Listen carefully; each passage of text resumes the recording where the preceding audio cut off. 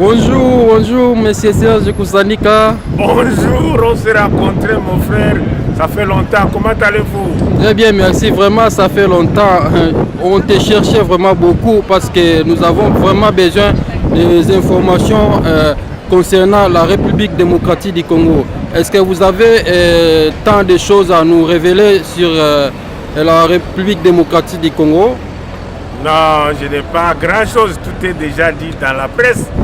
Toute l'actualité est suivie de près par tout le monde. Mais moi, quant à moi, je me base sur l'État à la guerre, à la lutte spirituelle, c'est-à-dire mon combat et le combat de Jésus que je mène. Et ce combat spirituel, c'est celui-là qui va déboulonner le Congo. Car vous vous rappelez, nous étions avec vous il y a 2 ans lors de la rencontre des Ekoki à RFL, de rencontre organisée par mon frère Jules Makonfo.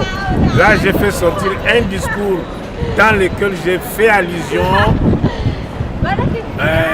aux francs-maçons.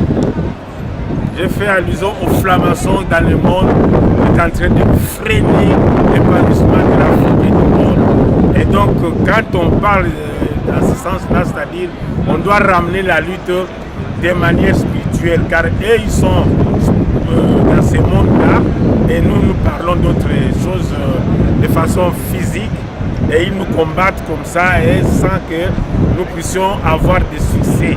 Pour avoir les succès dans ce combat, il faut que ça soit une lutte entièrement spirituelle, c'est-à-dire mettre Jésus à l'avant-plan, mettre Dieu à l'avant-plan. Et je veux vraiment que ceux qui combattent comme moi se donnent à Jésus et nous allons vite prendre ce pays-là et les redonner l'espoir qu'il mérite, car ce pays-là était enfoui dans les histoires des sectes, dans les histoires des loges sataniques et nous ne pouvons pas laisser tomber Jésus si nous voulons la victoire. Donc la lutte doit être plus spirituelle dans les grandes prières. Dieu va vous montrer le chemin, comment nous allons déployer ce système. Car on a essayé par le passé, moi qui vous dis, c'est plus de 20 ans que je suis dans la lutte. D'ailleurs, c'est peu. C'était une lutte, comment dirais-je, physique.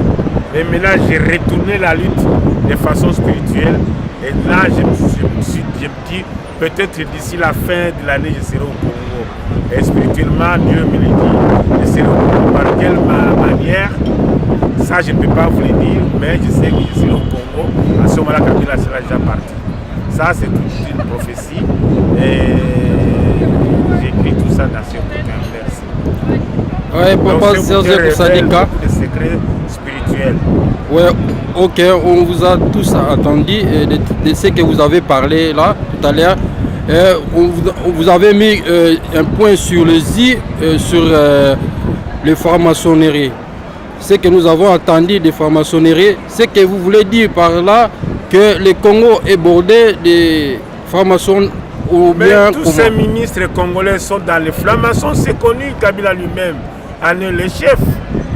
En face de lui, Bongo et autres. Il y a d'autres, les vieux Sassou Nguesso, sont dans cette musique. Comment vous allez débloquer ces gens-là avec les simples slogans de dégager, dégager, dégager? C'est dans une prière profonde.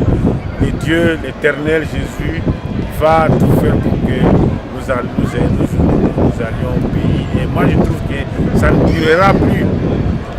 Ça ne durera plus cette question de la franc-maçonnerie qui nous ronge en Afrique. Ok, si nous comprenions bien et que le Congo, pour qu'il puisse aller de l'avant, il faut qu'on puisse mettre Jésus-Christ au centre de tout. C'est Jésus-Christ au centre. Et moi, je vous parle sincèrement, Dieu m'a choisi. Et dans ces choix-là, il me révèle encore beaucoup de choses. C'est-à-dire, ce combat doit être purement spirituel.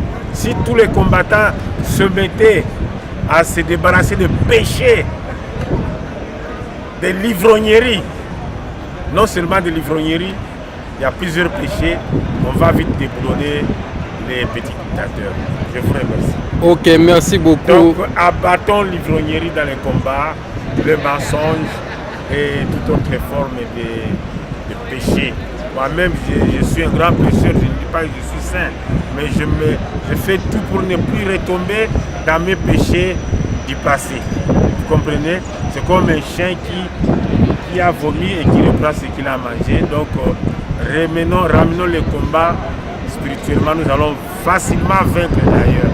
C'est dans des grandes prières et des grandes prières de concentration. Jésus va révéler chacun de nous comment nous allons y parvenir. Parce que nous avions abandonné la voie spirituelle, c'est pourquoi nous sommes restés longtemps sans victoire. Et dès que nous embrassons la voie de Dieu, le combat sera facile.